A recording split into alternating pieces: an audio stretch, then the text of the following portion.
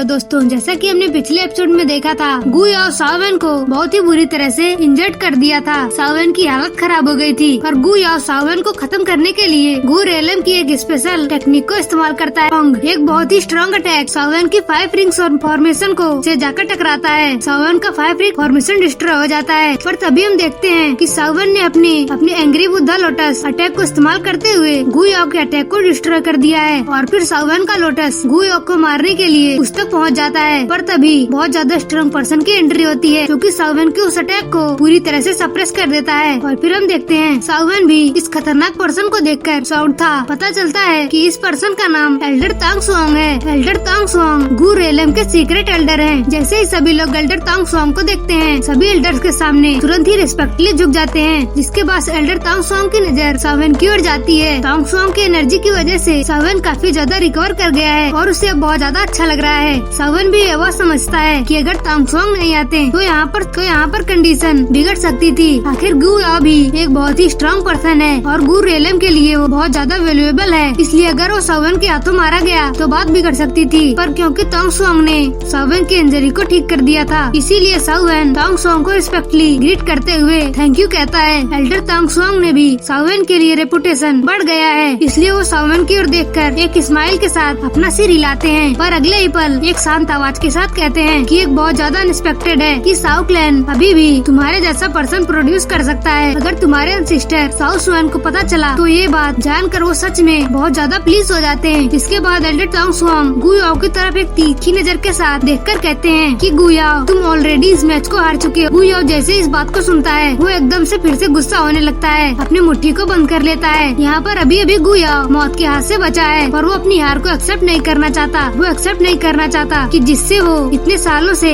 जिसे वो इतनी समय से एक ट्रस्ट समझता था, जिसके क्लैन को इतना ज्यादा बेकार समझता था, आज उसी के हाथों वो हार गया है। जिसकी कल्टीवेशन सावन से कितनी ज्यादा है। गु याओ के इस बिहेवियर को देखकर एल्डर तांग सुआंग फिर से कहते हैं जीत एक जीत होती है और हार एक हार होती है। अगर तुम्हारे पास इतना करेज नहीं है कि तुम इवन अपने हार को एक्सेप्ट नहीं कर सकते हो तो तुम ही बताओ कि क्या तुम ब्लैक समर आर्मी जैसे बड़े आर्मी का एक जनरल पोजीशन होना डिजर्व करते हो? फिर क्या तुम फ्यूचर में ब्लैक समर किंग के दावेदार होने का राइट रखते हो? एल्डर तांग सुआंग की बात को सुनकर गु याओ की हालत खराब हो जाती है। वो एकदम शांत हो जाता है और इसके बाद फिर अपने आप को कंट्रोल करता है और फिर एक लंबी सांस को लेते हुए सावन की ओर देखकर कहता है कि मैं हार मानता हूँ। जैसे गु याओ के मुँह से ये बात निकलती है, सभी जगह इसी बारे में बात होने लगती है। सभी लोग शॉक्ड थे। सभी लोग कहने लगते हैं कि आखिर गु याओ ने सच में हार मान ली है। सभी लोग सावन को एक डिसबिलीफ की नजर से देख रहे थे। सावन जिसका क्लैन गु क्लैन के लिए एक बेकार क्लैन है, आज उन्हीं के डिसेंडेंट उनके हाथों